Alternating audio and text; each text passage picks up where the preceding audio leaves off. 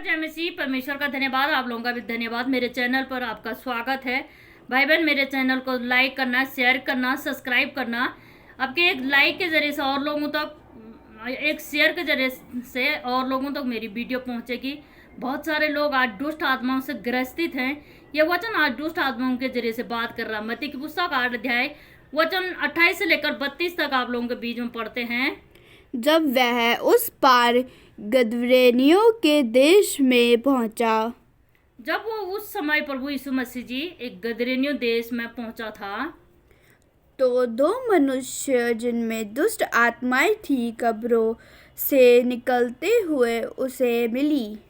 तो दो दुष्ट आत्माएं, दो मनुष्य जो कब्रों में से निकले, जो कब्रों में थे दफनाए हुए, उनके अंदर से दुष्ट आत्माएं निकली और प्रभु यीशु मसीह जी को मिली। वह इतने प्रचंड थे कि कोई उस मार्ग से जा नहीं सकता था।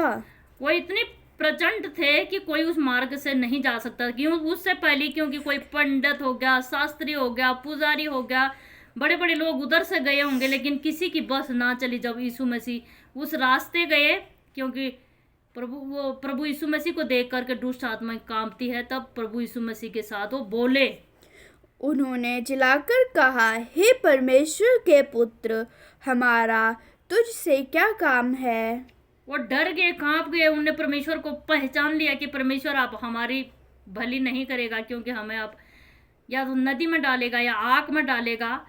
तो उन पहली चिल्ला उठे कि तू परमेश्वर का पुत्र, हमारे से क्या काम है, ऐसे पूछते हैं दुष्ट आत्माएं।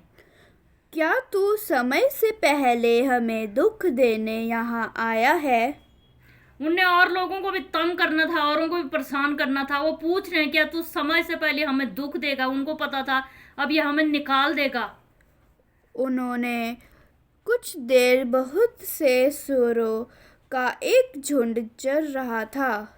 उनसे कुछ दूरी में सुअरों का एक झुंड चल रहा था। उनने देख लिया उस सुअरों का झुंड। अपने बचाव के लिए वो सुअरों का झुंड का इस्तेमाल करना चाहते थे वो दुष्ट आत्माएं।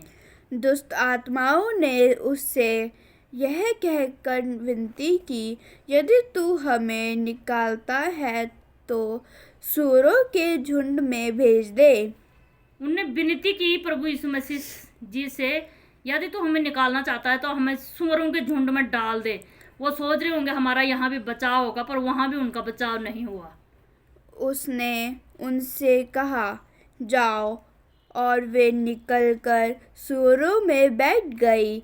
और देखो, सारा झुंड कड़ाके पर से झपटकर पानी में जा पड़ा और डूब मरा। सारा दुष्ट आत्मा। ऐसे हम जब प्रार्थना करते हैं दुष्ट आत्माओं के लिए, हमने प्रार्थना करते हैं तो हम पानी में, आग में करके ऐसे डाल देते हैं, करके प्रार्थना करते हैं तो छूट जाती है वो आत्माएं।